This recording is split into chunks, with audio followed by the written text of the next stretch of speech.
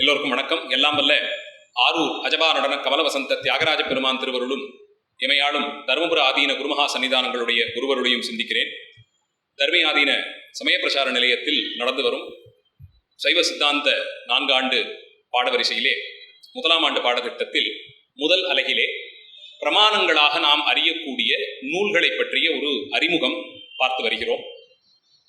ஒரு சமயத்தை அதனுடைய கோட்பாடுகளை அப்படியே நம்பி ஏற்றுக்கொள்ளக்கூடிய அடியார்கள், அவர்களுக்கு அந்த கோட்பாடுகளை விளக்க வரக்கூடிய நூல்களும், இந்த சமயத்தின் கொள்கைகளில்தான் உண்மை இருக்கிறது என்பதை புலப்படுத்தும் விதமாக அமையக்கூடிய நூல்களும் தான் பிரமாணங்கள் என்று அறியப்படும். பிரமாணம் என்று சொல்லே எது உண்மையோ எது சத்தியமோ அதை குறிப்பது என்று எடுத்துக்கொள்கிறோம். எதன் மூலமாக ஒரு கொள்கை வலியுறுத்தப்படுகிறதோ அதை பிரமாணம் என்று கொள்ளுகிறோம். இது பிரத்யக்ஷ பிரமாணம் என்று வடமொழியிலே சொல்லுவது. பிரமாணம் என்ற சொல்லுக்கு தமிழிலே அளவை என்பது பொருள். மானம்னு சொன்னாலே அளவுதான், அளவுகோல் தான். பிரமாணம் என்பது அளவைகள், தமிழிலே அளவைன்னு சொல்லுவோம். போய் ஒரு கடையில் ஏதாவது பலசரக்கு கடையில் வாங்கும்போது 1 கிலோ அரிசி கொடுங்க அப்படின்னு கேட்டால் அந்த கிலோங்கிறதான அளவை எங்க? அதுக்கு ஒரு நியதி இருக்கும். 1 கிலோன்னா இவ்வளவு இருக்கணும் எடை அப்படின்னு ஒரு கணக்கு இருக்கும் இல்லையா? அந்த கல் வரையறை செய்யப்பட்டு இருக்கும். அந்த கல்லை வைத்து அதற்கு சரிநிகராக கொடுக்கணும் இல்லையா? அப்படி இருக்கக்கூடிய அளவை. எதை கொண்டு இது 1 கிலோ நீங்க சொல்றீங்க அப்படின்னா, இந்த 1 கிலோ கல் இருக்கே இது அங்கீகரிக்கப்பட்டது, அரசாங்க முத்திரை அதில் குத்தப்பட்டிருக்கும் இல்லையா? அரசாங்கத்திலேருந்து அது முத்திரை குத்தி இதுதான் 1 கிலோ அப்படின்னு அவன் சொல்றான். அந்த வரையறையின் படி எடுத்துக்கிறோம். நீளத்தில் பார்க்கணும்னா 1 மீட்டர். போய் ஒரு துணி வாங்குறோம் அப்படின்னா 1 மீட்டர் இந்த துணியை கொடுங்க அப்படின்னா அதுக்கு ஒரு அளவு கோல் வச்சிருப்பான். அந்த கோல்ல இந்த நுனிலேருந்து இந்த நுனி வரைக்கும் இருந்தால் அது 1 மீட்டர். இதை எப்படி நீங்க ஏத்துக்கிறீங்கன்னா, அரசாங்கம் இதை வரையறை செய்து கொடுத்துருக்கு இல்லையா? இந்திய அரசாங்கம் இதை கொடுத்து இதுதான் 1 மீட்டர்னு சொல்லி இருக்கு. அந்தபடிக்கு சமயத்தினுடைய கோட்பாடுகளை எதை கொண்டு ஏற்கிறோம் அப்படின்னு கேட்டா, இந்த பிரத்யட்சமாக இருக்கக்கூடியது சிலது உண்டு, அனுமானம் என்று சொல்லக்கூடியது சில பிரமாணங்கள் உண்டு, மூன்றாவதாக சப்தம் என்ற சொல்லிலே நூல்களாக நாம் கொள்ளுகிறோம். இப்போ சூரியன் இன்னும் மறையவில்லை அப்படின்னு நான் இப்போ ஒரு கூற்று சொல்றேன்னு வச்சுப்போமே, இதை உண்மைன்னு சொல்லுவீங்களா இல்லைன்னு சொல்லுவீங்களா? உண்மைதானே? எப்படி சொல்றீங்க? வெளியில எட்டி பார்த்தோம், இந்த ஜன்னல் வழியா பார்த்தா இன்னும் சூரிய வெளிச்சம் தெரியுது, இன்னும் முழுக்க இருள் சூழல, அப்போ சூரிய அஸ்தமனம் ஆகல அப்படின்னு தெரியுது. இது இப்ப எப்படி சொன்னோம்னா, கண்ணாலேயே பார்த்தோம் இல்லையா? நேரடியாக பார்த்தோம், நேரிலேயே பார்த்தது. இதற்கு காண்டல் தமிழ்ல சொல்லுவது. கண்ணாலேயே பார்த்தது, பார்த்து தெளிவா தெரியுது. அப்போ இதுக்கு தனியா இன்னொரு பிரமாணம் வேண்டாம். இதை பார்த்தாலே சொல்லிடலாம். தனியா இதுக்கு யாராவது ஒரு ஆராய்ச்சி பண்ணி தான் சொல்லணுமான்னா இல்ல, கண்ணுக்கு நேரா தெரியுது. வீதியில போறோம், ஜனக்கூட்டம் ரொம்ப கூட இருக்கு போல இருக்கு அப்படின்னு நம்ம சொல்றோம். எப்படி நேர்ல பாக்குறோம், வீதி முழுக்க ஜனமா இருக்கு, ஜனசந்தடியா இருக்கு, இது ஆச்சு. ஆனா இப்ப அறைக்குள்ளேயே நான் உட்காந்துக்கிட்டு இல்ல வீதியில கூட்டம் நிறைய இருக்கு போல இருக்கு அப்படின்னு நான் சொல்லலாம். எதை வச்சு சொல்லலாம்? அனுமானத்தினால சொல்லலாம். வண்டி சத்தம் நிறைய கேட்குதுன்னு வச்சுப்போமே, எப்போதும் இல்லாமல் திடீர்னு சத்தம் நிறைய கேட்குது, இந்த ஹார்ன் அடிச்சுக்கிட்டே இருக்கான்னு வச்சுப்போமே, நிறைய வண்டி வெவ்வேறு ஹார்ன் ஒரே சேரத்துல கேட்குதுன்னா ஐயோ ஏதோ கூட்டம் போல இருக்கு, நெரிசல் போல இருக்கு அப்படின்னு நான் இங்க இருந்தே சொல்லிட முடியும் இல்லையா? எதனால? அனுமானத்தினாலே. பெரும்பாலும் உண்மையா இருக்கும், இல்லாமல் போறதுக்கு வாய்ப்பு உண்டு. அனுமானத்தினாலே இதை நான் சொல்லுகிறேன். ரொம்ப பிரபலமாக சொல்லக்கூடியது, எங்கேயோ தூரத்துல ஒரு புகை பார்த்தோம்னா அங்க நெருப்பு இருக்கு போல இருக்கு அப்படின்னு அனுமானம் பண்றோம். நீங்க போய் பாத்தீங்களா? அந்த சூடு உங்களுக்கு உடம்புல பட்டுதா? இல்ல யாராவது சொன்னாங்களா? எதுவுமே இல்லை. புகை அந்த மாதிரி கரும்புகையா திடீர்னு வந்ததுன்னா அங்க நெருப்பு இருக்குன்னு தான் அர்த்தம். அவ்வளவு புகை மண்டலமா சூடுதுன்னா ஒருவேளை ஏதோ தீ விபத்தோன்னு கூட நினைக்கலாமே இல்லையா? அனுமானத்தினாலே சொல்லிக்கிறோம். ஆனா சில நேரங்கள்ல பனியிலிருந்து கூட புகை வரும் இல்லையா? மலை பிரதேசங்களுக்கெல்லாம் போனோம்னா தூரத்துல திடீர்னு புகை கிளம்பி வருதுன்னா, பள்ளத்தாக்குல இருந்து வருதுன்னா அது பனியினால கூட இருக்கலாம். அப்போ அனுமானத்தினாலே உணர்வது இது சிலது. மூன்றாவது, பிரத்யக்ஷம்னு சொல்லக்கூடிய காண்டல் அளவையோ இல்ல கருதல்னு சொல்லக்கூடிய அனுமானமோ இதெல்லாம் இல்லாமல் நூல் அளவையாக ஆன்றோர்கள் சொல்லி இருக்கிறார்கள். பெரியவர்கள், நான் யாரை எல்லாம் உணர்ந்தவர்கள், முற்றும் உணர்ந்தவர்கள், நான் யாரையா ஏற்கிறேன் இல்லையா, அவங்க சொல்லியிருக்காங்க. அவங்க இது அனுமானத்தினாலே சொல்லியிருக்காங்க அப்படின்னு எடுத்துக்கொள்ளக்கூடியது. இதற்கு நூல் அளவை இல்லையா? அந்த அளவிலே இது ஒரு பிரமாணம். மூன்றாவதாக இதை கொள்ளுகிறோம். இது மூணாவது நூல் அளவைன்னு சொல்றது. வடமொழியில சப்தம்னு இதை சொல்லுவோம். நூல் அளவை அப்படின்னு வந்துடுச்சுன்னா ஒரு சின்ன விஷயம் மட்டும் அங்க நம்ம பார்க்க வேண்டியது இருக்கு. நான் ஏற்றுக்கொள்ளக்கூடிய நூல்களை மற்றவர்கள் ஏற்க மாட்டார்கள் இல்லையா? அப்போ பொது தளத்திற்கு வரும்போது எல்லோருக்கும் ஏற்புடைய நூல்களா அப்படின்னு பார்க்கணும். இப்போ இந்த வெளிச்சம் இருக்கு அப்படின்னா சூரியன் அஸ்தமனம் ஆகலைங்கிறது உலக நியதி. நீங்க வேற நாட்டுக்கு போனீங்கனாலும் அவனுக்கு அதே தான் நியதி. ஆமா, அது தெரியுது, இவ்வளவு வெளிச்சம் இருக்கே, அப்போ இது பகல் பொழுதுதான், சூரியன் அஸ்தமனம் ஆகலை அப்படின்னு நம்ம எடுத்துக்க முடியும். ஆனால் நூலளவை என்று எடுத்துக்கொண்டால், குறிப்பாக சமயம் சார்ந்த விவாதங்களிலே நூல்களுக்கு ஒரு முக்கியத்துவம் நான் தருகிறோம் இல்லையா? அதனால் தான் நாம என்ன பண்ணினோம், வேதங்கள்ல இருந்து ஆரம்பித்தோம். அப்போ ஒரு சமய கல்வி அப்படின்னு எடுத்துக்கிட்டாலே நூல்கள், எந்த நூல் இதற்கு அடிப்படை?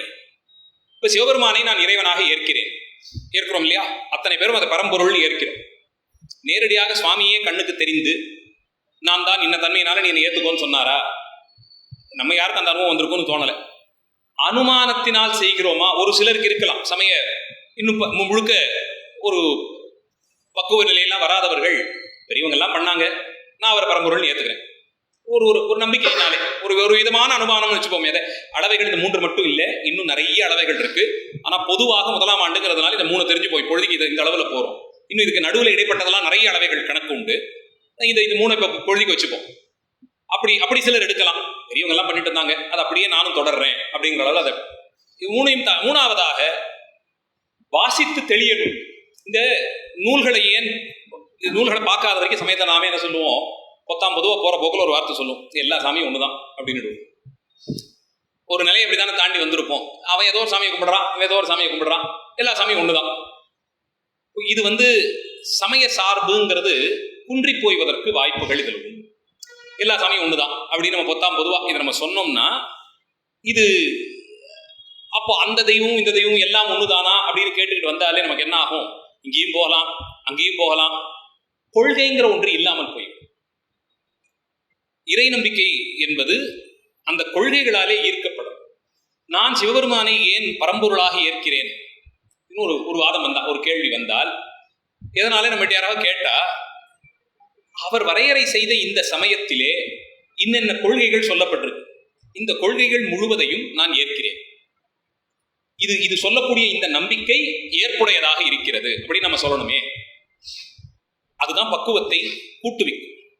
இல்லைன்னா எல்லாத்தையும் ஒண்ணு அப்படின்னு பொதுவாக நினைச்சிட்டு போயிட்டோம்னு வச்சுக்கோங்களேன். நம்ம நினைச்ச ஏதாவது ஒன்று நடக்காம போச்சுன்னு வச்சுக்கோங்களேன், அவ்வளவும் நம்பினேன், இந்த சாமி இன்னும் கைவிட்டுருச்சு, சரி அவங்க எங்கேயோ ஒரு இடத்துக்கு போறாங்களாம், நாம அங்க போயிட்டு வருவோம், அது ஒருவேளை நடந்ததுன்னா அதுவும் கைவிட்டுதா, இன்னொன்னு, இப்படி கொள்கைகளால் ஈர்க்கப்பட்டு அதிலே சொல்லப்பட்டிருக்கிற அந்த விஷயங்கள் முழுவதும் எனக்கு ஏற்பு என்னும் அளவிலே நூல்களை பற்றிய ஒரு நுண்ணுணர்வு பெறப்பட்டால் மட்டும்தான் நமக்கு ஏற்புடையதுங்கிறது தெளிவாகும்.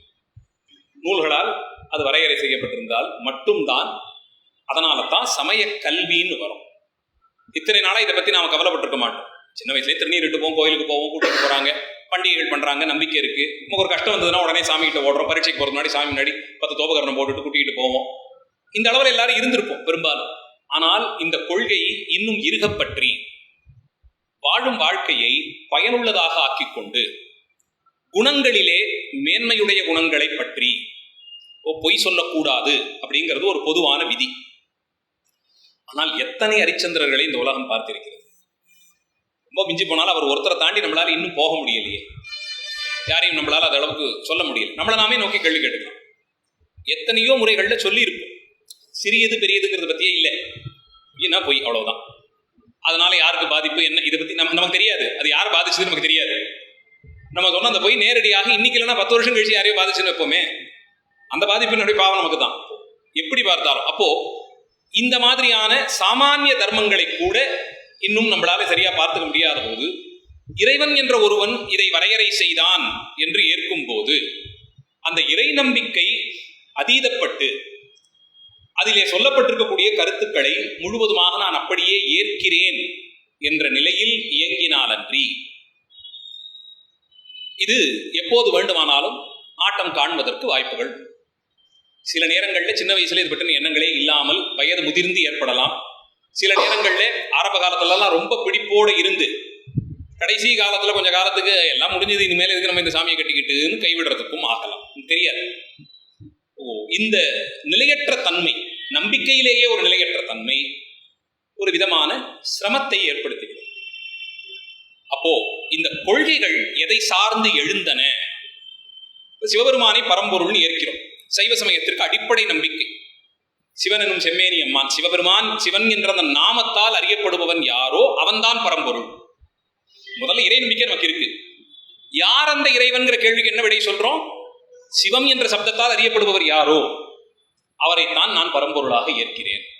அப்ப அந்த சொல்லால் அறியப்படுபவர் யார் அப்படின்னு கேட்டா, வேதங்கள் யாரை சிவன் என்ற சொல்லால் அழைத்து கொண்டாடி இருக்கிறதோ, இதிகாசங்களும் புராணங்களும் எந்த பரம்பொருளை சிவம் என்ற நாமத்தால் சொல்லி சொல்லி அவருடைய கருணை முதலிய குணங்களை, அவர் செய்யக்கூடிய அற்புதங்களை, அவருடைய வீரதீர பராக்கிரமங்களை, அளவற்றதான அவருடைய கருணையை, இதையெல்லாம் என்னென்ன விதங்களிலே அது பறைசாற்றி இருக்கிறதோ, இது ஆகமங்கள் எவரை பரம்பொருளாக காட்டி கொடுத்திருக்கிறதோ, அந்த ஆகமங்களை தழுவி தமிழிலே பாடியருடைய நம்முடைய சமயாச்சாரியர்கள் எந்த குணங்களால் வரையறை செய்யப்படுபவன் பரம்பொருள், எதுவாக அறியப்படுபவன், இந்த நிலைகள் எல்லாம் யாரை சுட்டி காண்பித்திருக்கிறதோ எல்லாத்தையும் சேர்த்துத்தான் நாம் பரம்பொருள் என்றே கொள்ளுகிறோம் இல்லையா? அப்ப இந்த நூல்களை நுணுகி அதை ஓதி தெளிந்தால் இந்த எண்ண ஓட்டம் ஸ்திரப்படும்.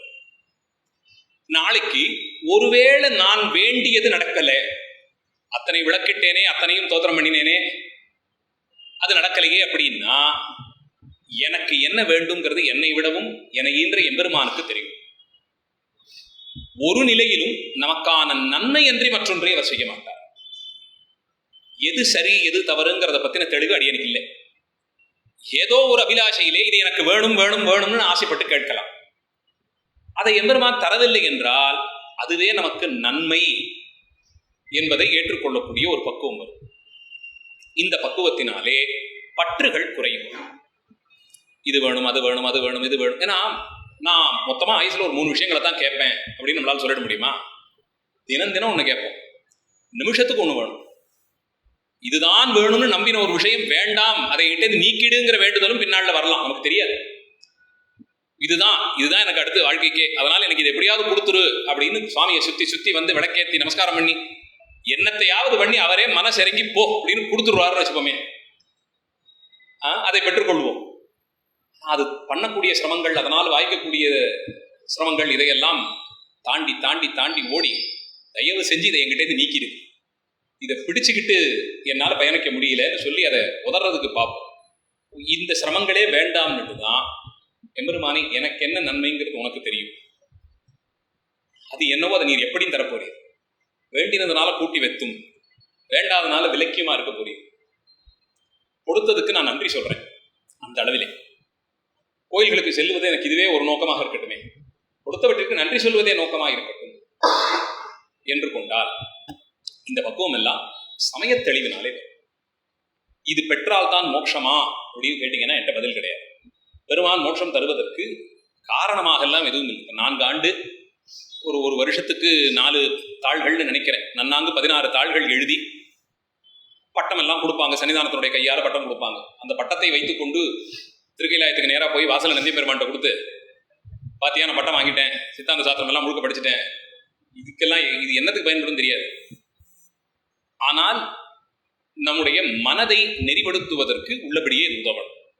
அதனால பரீட்சை புத்தகம் கொடுத்துட்டாங்க, ஹால் டிக்கெட்டு 3 மணி நேரம், இதை தாண்டி மதிப்பெண்கள், தயவு செய்து இதை தாண்டி இந்த சமய தெளிவினாலே நான் அடையக்கூடிய நன்மை என்பது என்னை நான் பரீட்சித்து பார்த்துக் கொள்வதற்கு, மனம் விசாலம் அடைவதற்கு, எந்த நிலையிலும் எம்பெருமான் என்ற ஒன்றை முழுமுதற் பொருளாக பற்றி கொண்டு அவரையே எல்லாமுமாக பற்றி இருந்து மற்றைய பற்றுகளை விட்டு நீங்குவதற்கு அடியனுக்கு ஒரு பக்குவத்தை தான் வேண்டிக் கொண்டே இருந்து அதன் மூலமாக இன்பமே என்னாலும் துன்பம் இல்லைன்னு ஆச்சாரியர்கள் சொன்ன வழியிலே வாழ்ந்து முடிப்பதற்கு இனி ஒரு பிறவி வேண்டாம், இதில் வினை கூட்டுவிக்காது.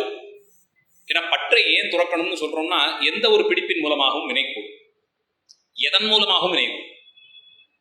அந்த வினையை நிமிடத்திற்கு 4ன்னு கூட்டிக்கிட்டே போய்கிட்டு இருக்கும். இது என்ன ஜோர்னா, இது வினைத்தான் விதைத்தோங்கிறதே தெரியாமலேயே பல காலத்தையும் செஞ்சுட்டு இல்லையா? அது அந்த நிலை மாறணும்னா, அந்த நிலை மாறணும் இல்லையா? அதுக்கு எது உதவும்? சமய தெளிவு உதவும். சமய தெளிவு தான் அதற்கு நமக்கு உதவி செய்யும். அந்த அளவிலே அதுக்காகத்தான் வாசிக்கிறோம். இப்போ பிரமாணங்கள் என்ற அளவிலே இறைவனை பரம்பொருள்னு நான் நம்புறதுக்கு ஆமா நான் ஏத்துக்கிறேன், அவ்வளவுதான். ஆனால் வேதங்கள் அதை எப்படியெல்லாம் கொண்டாடி இருக்கிறதுன்னு தெரிந்து கொள்ளும் போது ஆயிரம் ஆயிரம் ஆண்டுகளாக வழக்கிலே இருந்து வரக்கூடிய ஒரு ஞான நூல், அதன் மூலமாக இதை தெளிந்து கொண்டேன். அது எவ்வளவு அளவுகளை பார்த்திருக்கிறது, எவ்வளவு விசாரம் பண்ணி இருக்கு, அதுல எத்தனை கேள்விகளை கேட்டு கேட்டு அது பதில் சொல்லியிருக்கு. அப்போ அந்த விடைகளின் மூலமாக நான் பெற்ற தெளிவு இது. சரி, நல்லது. அடுத்தது, அந்த வேதங்களினுடைய முடிந்த முடிவாக இருப்பது வேதாந்தம்னு சொல்லக்கூடிய உபனிஷதம். நம்ம பாடத்திட்டத்திலே அதான் முதல்ல வருது, வேதங்களை சொல்லி அடுத்தது உபனிடதம். வேதாந்தம்னு அதை பொருள் சொல்லுவோம். அந்தம்னா முடிவு, ஆதி அந்தம்ங்கிறோம் இல்லையா, அந்தம்னா முடிவு. வேதாந்தம்னா வேதத்தினுடைய முடிவு. வேத புத்தகங்கள் அப்படியே அடுக்கிக்கிட்டே போனீங்கன்னா கடைசியில வரக்கூடிய பகுதிகள்னு வச்சுப்போமே, எளிமையான புரிதலுக்காக சொல்றேன். 4 வேதங்களையும் முடிந்து அதனுடைய ஞானபாகமாக இருக்கக்கூடிய வேதாந்தம், அந்த வேதாந்த தெளிவு அது எவ்வாறு பெறப்பெறுவது, அது எங்கிருந்து பெறப்பெறுகிறது தான் அதிலே கேள்வியாகிறது. அதன் மூலமாகத்தான் இந்த தெளிவை நாம் பெற முயல்கிறோம். இப்போ வேதாந்தத்தின் மூலமாக அதையும் பார்த்தோம், உபனிஷத்துகள் பற்றி பார்த்தோம். இதெல்லாம் பொது நூல்கள்னு சொல்லப்படுறது. இப்போ வைணவர்களும் இந்த வேதத்தை ஏற்றுக்கொள்வார்கள், வேதாந்தத்தை ஏற்றுக்கொள்வார்கள். இன்னும் மற்றைய சமயங்களும் உண்டு. நாம் முதல் வகுப்பிலேயே அதையெல்லாம் பார்த்தோம். சாங்கியம், யோகம், நியாயம், வைசேஷிகம்ங்கிற சமயங்கள்லாம் பற்றி பார்த்தோம். அது எல்லாமே வேதத்தை ஏற்றுக்கொள்ளும், அது எல்லாம் வேதத்தை ஏற்றுக்கொள்ளும். வேதாந்த சமயங்களும் உண்டு. ஆதிசங்கரர் ஸ்தாபித்த ஸ்மார்த்த மதமாகிற ஸ்மிருதிகளை ஏற்றுக்கொண்டதாகிற அத்வைதம், ஸ்மார்த்தத்திலே ஒன்றாக இருக்கக்கூடிய அத்வைதம், மேலே விசிஷ்டாத்வைதம் ராமானுஜர் ஸ்தாபித்தது, அதுபோல துவைதம், இன்னும் வேதாந்த சமயங்களே இன்னும் அநேகம் இருக்கிறது. இதெல்லாம் வேதாந்தத்தை எல்லாம் ஏற்றுக்கொள்ளும். இதெல்லாம் பொது நூல்கள், நாமும் ஏற்கிறோம். அதை தாண்டி இதிகாசங்கள், ராமாயணம், மகாபாரதம் எல்லாம் எப்படி சிவபெருமானை பரம்பொருளாக காட்டிக் கொடுத்தது. அதை தாண்டி புராணங்கள், 18 புராணங்கள், மகாபுராணங்கள், இன்னும் உபபுராணங்கள், ஸ்தல புராணங்கள்ல பல வகைகள் உண்டு. இதெல்லாம் எப்படி சிவபரத்துவத்தை பேசுகிறது. இதுவரைக்கும் இருக்கக்கூடியதெல்லாம் பொதுவான நூல்கள், எல்லா சமயங்களுக்கும் இருக்கக்கூடிய பொதுவான நூல். இதை தாண்டி இதற்கு அடுத்ததாக வரக்கூடியவைகள் தான் சிறப்பு நூல்கள்னு நாம சொல்லக்கூடிய ஆகமங்கள்னு சொல்லக்கூடிய சிறப்பு நூல். அதுதான் நமக்கு முதலாக தலைமையில் கொண்டு நாம் கொண்டாடும். வேதம், வேதாந்தம், இதிகாசம், புராணம் பொது நூல்கள். அது அப்படியே நாம அதை தழுவியே அதிலே இருக்கக்கூடிய குழப்பங்கள் நீங்கி, அதிலே மறைத்து சொல்லப்பட்ட விஷயங்களை நீக்கி தெளிவாக சொல்லப்பட்ட ஆகமங்கள். அதனால தான் நாம் இப்போது சொல்லும் போது வேத சிவாகமங்கள்னு சொல்லுவோம். வேதம், ஆகமம் ரெண்டையும் சேர்த்து சொல்லுகிறோம். பாடசாலைகள் கூட இப்போ நடத்தக்கூடிய பாடசாலைகளை வேதாகம பாடசாலை என்று தான் சொல்லுவார். வேதங்களுக்கு அதிலே ஒரு இடம் உண்டு. அதே அளவில் சிவாகமங்கள், வேதங்கள், ஆகமங்கள் ரெண்டையும் நாம் தொடர்ந்து ஏற்றி போற்றி வருகிறோம். வேத சிவாகமங்கள் என்று கொள்ளுவோம். அந்தபடிக்கு வேதங்களையும் வேதாகமங்களையும் கொள்ளுவோம்.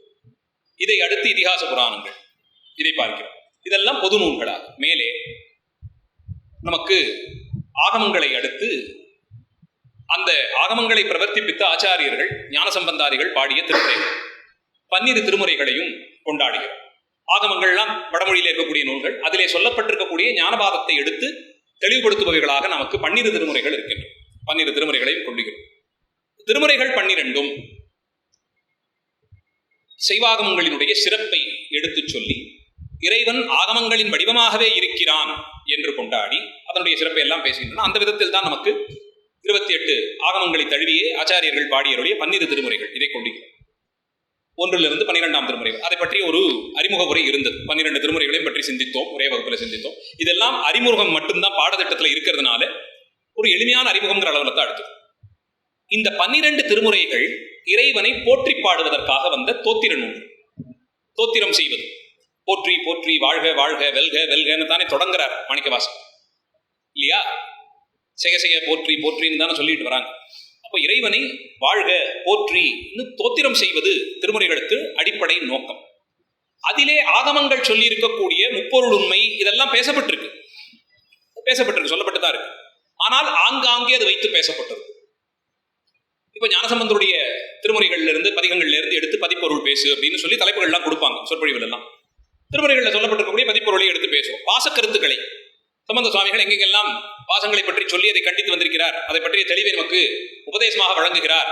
அநேக பாடல்கள் உண்டு. அதையெல்லாம் எடுத்து அப்படி அதிலே சொல்லப்பட்ட கருத்துக்கள் தான் அதை இன்னும் தனியாகவே எடுத்து பேசி முப்பொருள் உண்மையை, திருவருளின் சிறப்பை, அடியார்களுடைய பெருமை, நம்முடைய அனுஷ்டானங்கள் என்னென்ன அப்படின்னு இந்த தத்துவங்களை, கோட்பாடுகளை, விதிமுறைகளை எல்லாம் தனியே தொகுத்து கொடுத்த சிறப்பு ஒன்று இருக்கு. அதுதான் நமக்கு சாத்திரங்கள் என்று சொல்லப்படும் தொகுப்பு. இந்த சாத்திரங்கள் மொத்தம் எண்ணிக்கையில் 14 சாத்திரங்கள் நமக்கு ஒரு கணக்கு. இப்போ 12 திருமுறைகள், அதை தொடர்ந்து 14 சாத்திரங்கள், ஆகமங்கள், திருமுறைகள், சாத்திரங்கள். இந்த கணக்கில் தான் நம்ம எப்போதும் எடுத்துக்கணும். 28 சிவாகமங்கள், 12 திருமுறைகள், 14 சாத்திரங்கள். இந்த வரிசையிலேயே ஏன் சொல்றோம்னா, முதலில் தோன்றியவை திருமுறைகள், ஆகமங்கள், அதை தொடர்ந்து திருமுறைகள், அதை தொடர்ந்து சாத்திரங்கள். இப்படியாக இப்போ இந்த வகுப்புல முடிந்த தடவையும் அந்த 14 சாத்திரங்களை பற்றிய ஒரு எளிய அறிமுகத்தை செய்து வைக்கிறோம். இதிலே நூல்களினுடைய பெயர், ஆசிரியர் வழங்கியருடைய ஞானாசிரியர்களுடைய பெயர், அதில் சொல்லப்பட்டிருக்க கூட சில முக்கியமான கருத்துக்களை மட்டும் பேசும். 14 சாத்திரங்களும் ஒரே கருத்தை தான் சொல்லுது. திரும்ப திரும்ப ஒரே கருத்தை தான் வலியுறுத்தி வரும், ஒரே கருத்தை தான் சொல்லும். ஆனா அதுல சிறப்பு என்ன, தனித்தனியாக எதனால 14 சாத்திரங்கள் இருக்கணும், யார் யார் சொன்னாங்கிறத பத்தி ஒரு எளிய அறிமுகத்தை இந்த வகுப்பில் வச்சுக்கலாம். இதுக்கு உள்ள போறதுக்கு முன்னாடி இந்த சாத்திரங்களை பற்றி பேசும்போது எப்படி திருமுறைகளை பற்றி பேசிய போது நாம் 4 பெருமக்களுடைய வரலாற்றை சிந்தித்தோமோ, ஞானசம்பந்த பெருமான், அப்பர் சுவாமிகள், சுந்தரமூர்த்தி சுவாமிகள், மணிவாசக பெருமானார், இந்த 4 பற்றி சிந்தித்தோம். ஏனால் 12 திருமுறைகளில் 8 திருமுறைகள் இவர்களுடைய தான், இந்த 4 பெருமக்களுடைய தான் இல்லையா? இந்த 4 பேரை சிந்தித்தோம். அதே மாதிரி நமக்கு இன்னொரு 4 ஆச்சாரியர்கள் உண்டு. அவர்களை சந்தான ஆச்சாரியர்கள்னு சொல்லுவோம். 4 பெருமக்களுக்கு சமயாச்சாரியர்கள்னு பேர். ஏன்னா இந்த சமயத்தை வளர்த்து கொடுத்தவர்கள், சைவ சித்தாந்த சமயத்தை நமக்கு வளர்த்து கொடுத்தவர்கள் 4, அவர்கள் சமயாச்சாரியர்கள். அதே போல இன்னும் 4 ஆச்சாரியர்கள் உண்டு, அவர்கள் சந்தான ஆச்சாரியர்கள், சந்தான குறவர்கள் சொல்லப்படும் சந்தான ஆச்சாரியர் இல்லையா? அந்த 4 அதிலே முன்னம் மெய்கண்ட தேவர், அவரை தொடர்ந்து அருணந்தி சிவாச்சாரியார், அவரை தொடர்ந்து மறைஞான சம்பந்தர், 4வது உமாபதி சிவாச்சாரியார். இந்த 4 பெருமக்கள், இந்த 4 கொண்டாடுகிறோம். நீங்க திருவுருவ படங்களிலே பார்த்திருக்கலாம், சமயாச்சாரியர்கள் 4 ஞானசம்பந்தர் தொடக்கமாக 4 நின்று கொண்டிருப்பார்கள் இல்லையா? சந்தானாச்சாரியர்கள் 4 அமர்ந்த நிலையில் இருப்பாங்க. ஏன் எப்போதாவது யோசிச்சதுண்டா?